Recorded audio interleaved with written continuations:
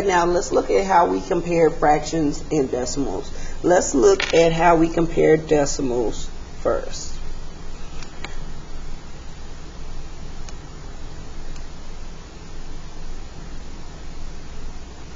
Okay, so we should already know my signs, greater than and less than. I told you we're going to need to know those.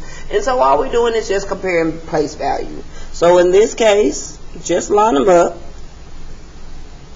add a placeholder where needed, and all I'm going to do is compare the numbers. So this has the same value, so I'm going to go to the next row. This has the same value, so I'm going to go again to my next row. Now I have 0 and I have a 6. We obviously know that 6 would be my bigger number, so in this case it will be eating less than. So 0 and 56 hundredths is greater than 0 and 50 hundredths. Let's do one with multiple. So in this case, if I'm going in order from least to greatest,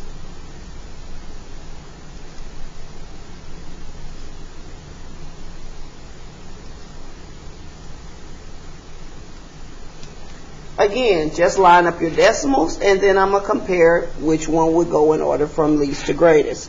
So 0.75.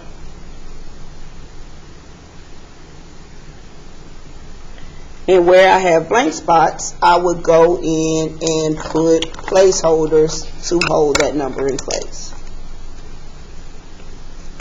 Okay, I know I'm going in order from least to greatest, so the first thing I would do, I can't do anything in my 1 spot, so I'm going to go to the next row.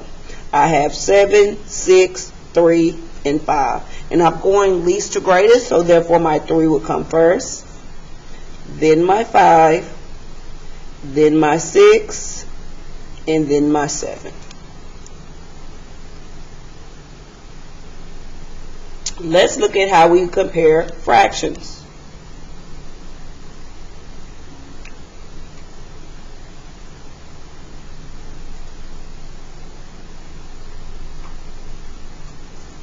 If I'm trying to determine which one is greater than, so we already should know 1/3. 1/3 is one of my benchmark numbers. So we already know that 1/3 is equal to 0.33.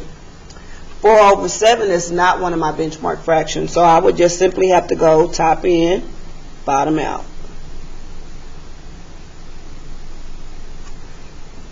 7 goes into 40 5 times. 7 times, and I could really stop right there, but let's just go one more.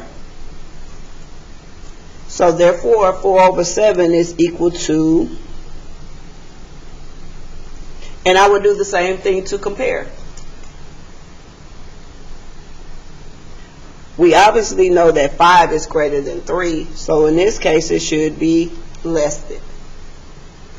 Let's compare multiple fractions the same way we did our decimals.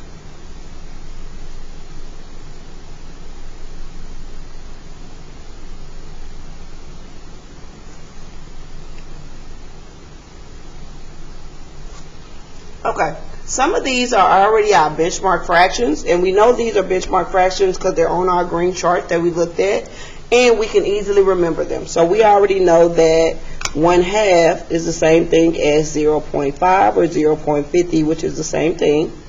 We know fifths are counting by 20, so 4 times 20, that gives me 0.8. We don't know 3/8, so we might have to do our top in, bottom out method. But let's go ahead and let's look at our last one. Our last one, again, is counting by 20s, so it'll be 0.4. Let's go ahead, top in, bottom out. 8 goes into 30 3 times. That's 24. That goes in there 7 times, which is 56. And then one more time, that goes in there 5. So now I have 3.75. Let's go in order from greatest to least this time. So in this case, again, we're looking at my decimal value. Let me line them up. put my placeholders where placeholders are needed.